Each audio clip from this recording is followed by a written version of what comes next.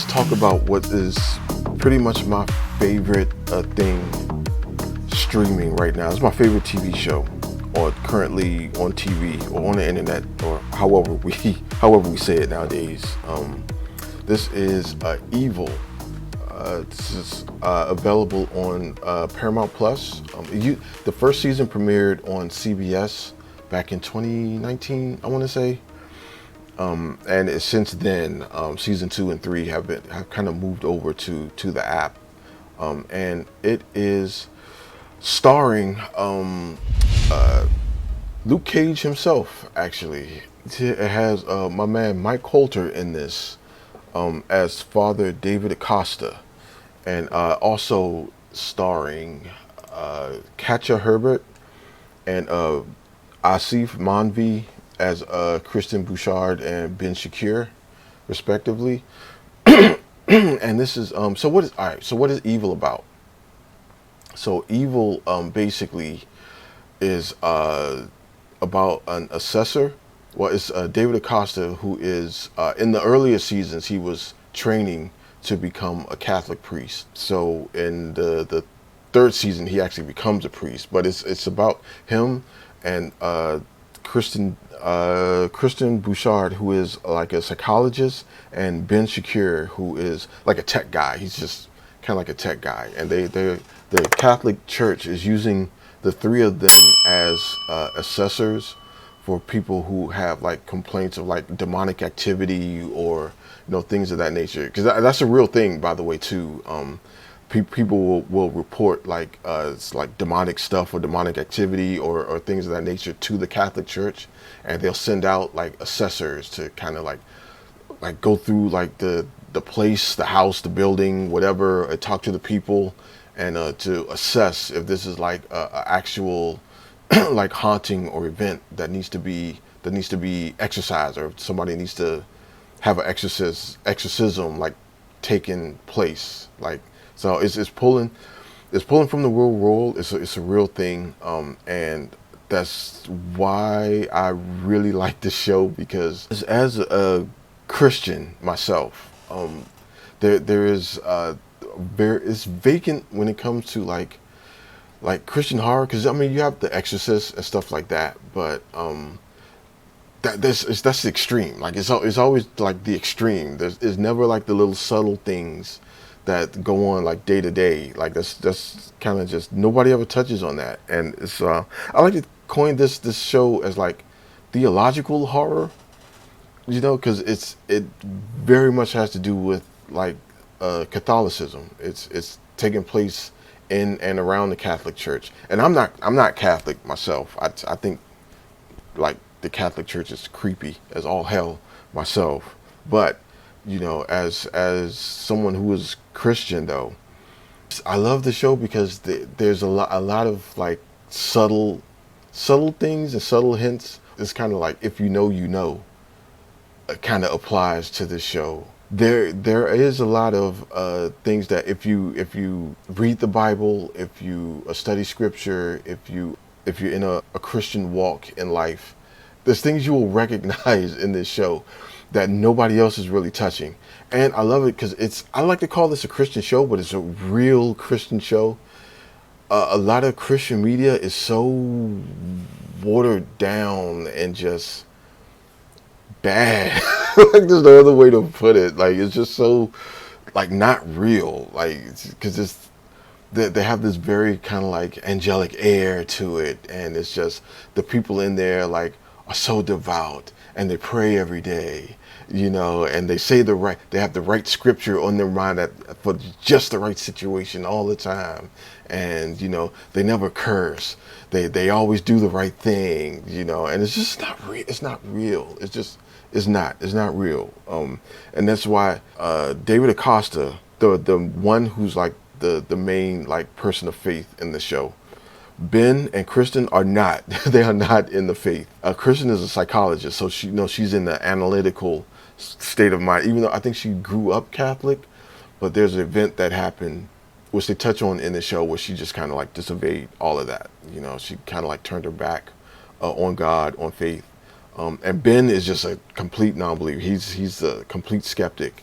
and he's like a tech guy, and he's the one they put in like if I don't know, there's a knocking in the wall or something like that, he'll come in and he'll like actually like look at like the structure of the house, and he'll go in and look at the wall and like look behind the wall and say, oh, you know, there's a loose wire thing here, so every time the air kicks on, it bangs this thing into the wall, you know. So yeah, there you go. It's not a haunting. You just got to fix this thing in the wall. There you go. Boom. Right. And he's good with computers and tech stuff and things like that. So he's like the main debunker of like everything, of like the physical stuff. He's the main debunker of the physical stuff. Christian is the debunker of the psychological stuff. So like they think somebody's having like demonic possession or something, and she'll go in there and she'll like go through her like psychology stuff and like just oh, is he possessed by demons? No, he's going through a manic episode, and he's, you know, psychological speak. And so that's one of the reasons that I think the show is very genius. The other reason is because it is a horror show at the end of the day.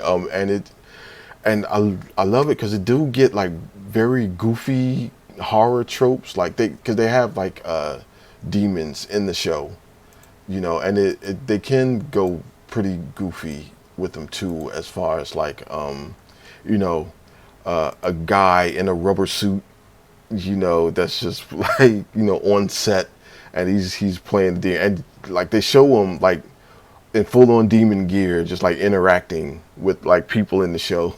It's fun, it's goofy. I love it. Like as a horror fan, like it's very tongue in cheek. But also they do also kind of have like just very subtle things as well. Like they have like recurring demons in this too. So one of my favorite ones in here is George, old George here again.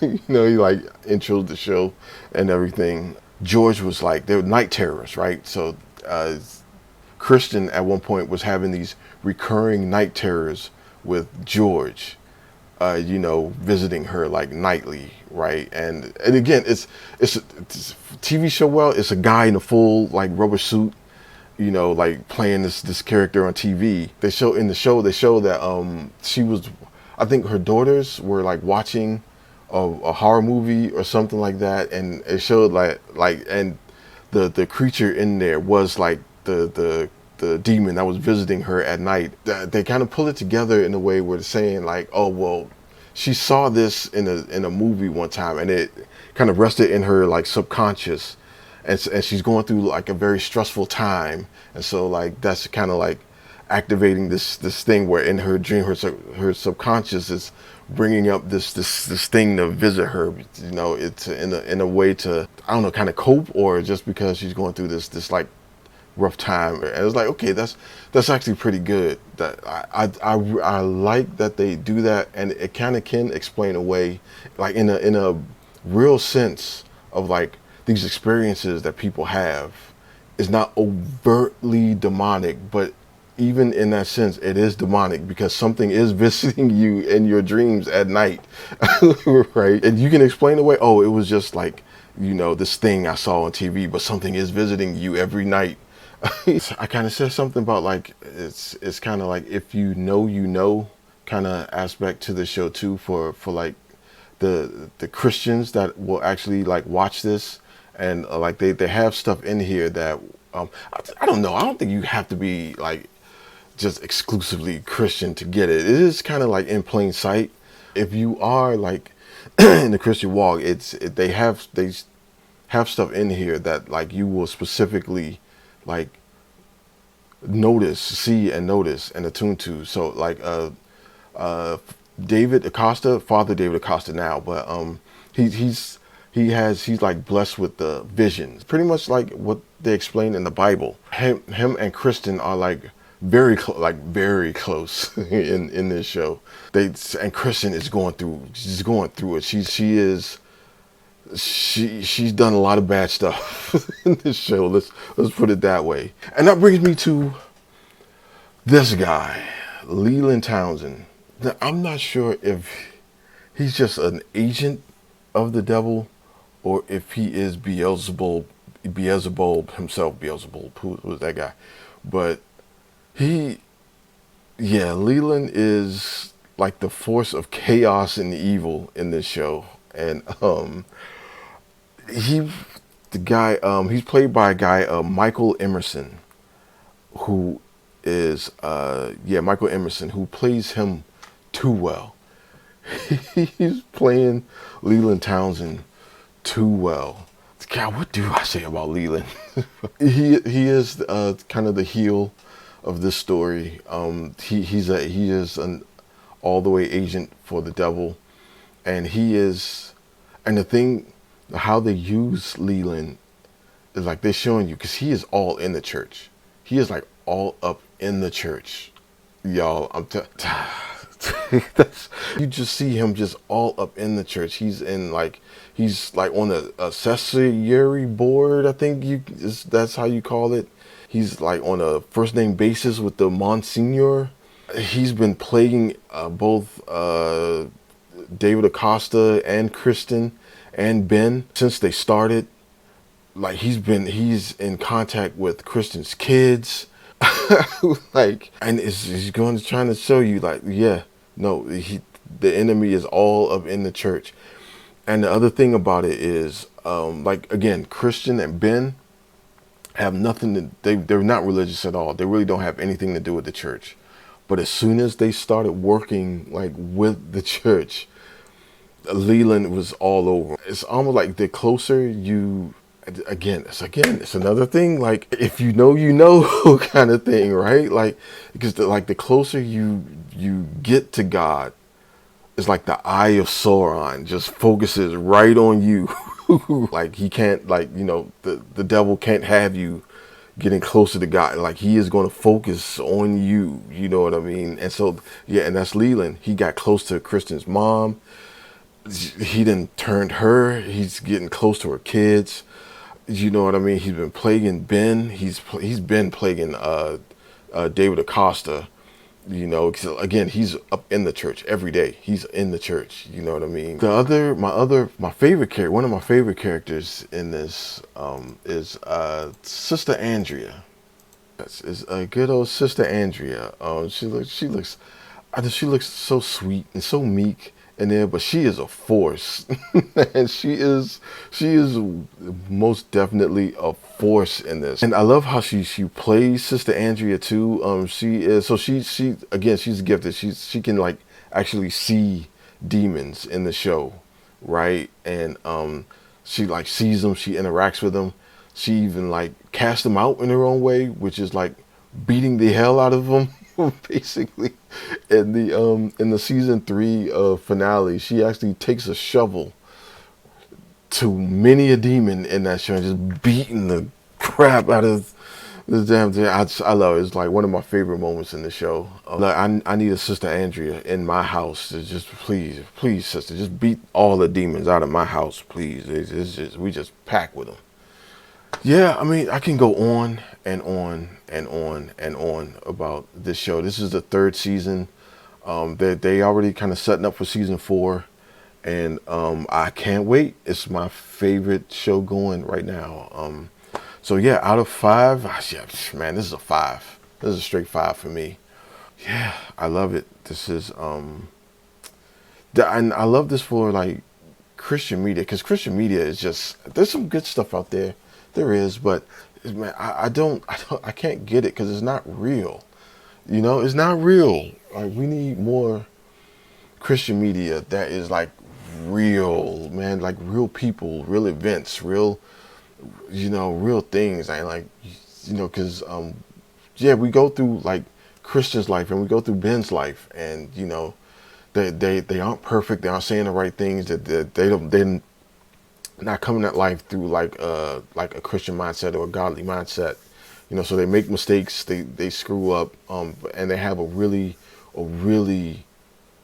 great scene where Christian kind of comes forward to David, and yeah, they man, it's really great. And between Christian and David, and I love this because my man David, he's a real guy. He's a real human being. He has real needs, real wants. You know what I'm saying? He has this real attraction, going for Christian, and yeah, he has to pray on it. You know what I'm saying? Like I feel you, brother. I feel you. You know, she slamming down the brewski, you know, after a long day of saving souls, you know. But yeah, this is a great show. It's a good show. It's like it's horror, but more with like a Christian overtone to it.